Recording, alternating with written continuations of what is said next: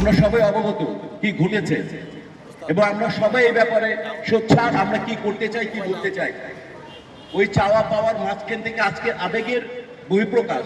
আমরা কি চাই? আমরা চাই শিশু ধর্ষণ সহ সকল ধর্ষণ ও নারীদের প্রতি সহিংসতার মামলা দ্রুত নিষ্পত্তির জন্য বিশেষ ট্রাইব্যুনাল গঠন করা হোক। অপরাধীদের সর্বোচ্চ শাস্তি নিশ্চিত করা হোক, যাতে অন্যরা এই ধরনের অপরাধ করার আগে একবার না 10 বার ভাবে। একই সঙ্গে